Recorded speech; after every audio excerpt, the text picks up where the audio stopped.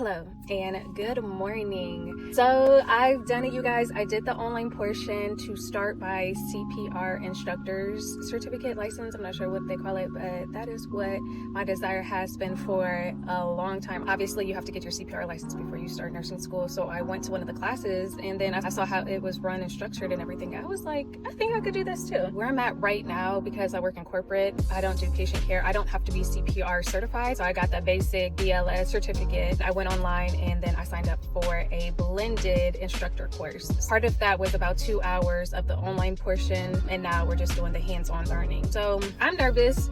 It starts at 9 o'clock. It's going to go until 3:30, and I believe I have to show confidence. Starting anything new, regardless of what it is very nerve-wracking. So I'm excited. I'm happy to do this. My desire is to really get out there. I feel like my community is underserviced when it comes to learning CPR. I want to be like that primary go-to person for my community teaching CPR. Okay, enough talking. I'm going to review some more things and we'll begin.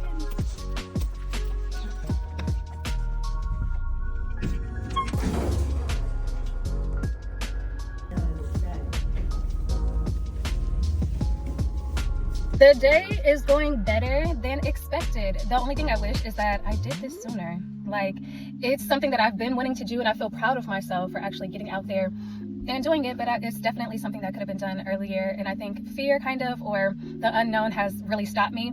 But it's very similar to nursing school, where the instructor is not really actively trying to fail people. They want to see people succeed, so they're doing all the things to make sure that we are successful and are going to become instructors and everything. And they're very patient. They're there to teach us. And a lot of people are there because they are going to be the instructor for their business. So there's home health, people that work in home health or different hospitals and everything. There is one other person that said he wanted to start his own business, and that's what I want to do. Again, some of us are required to do it. Some people are there because they have been designated the person to teach other people at their job. And then there are people like me that actually want to start our own business to do it. But it's been a good day. Before somebody comes in, today is when I am excited. I should have done this sooner. But here we are.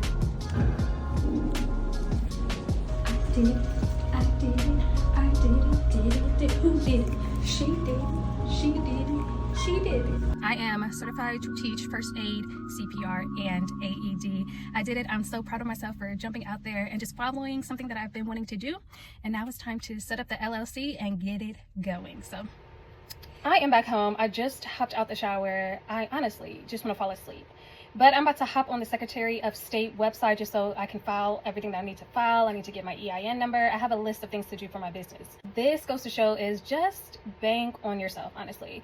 I should have had all of this prepared and ready. I told a couple of my family members and friends, and I already have people saying like, hey, I want you to become our instructor. I am so proud of myself. I feel happy, overwhelmed, but in a good way. Like, there's a lot for me to do to get this company off the ground. But again, I'm just about to hit the ground running. Stay tuned. This is just part 1. Part 2, I'll just go into more details, more of the administrative side of starting your own business and everything. Okay, you guys, I'll see you next time. Take care. Bye.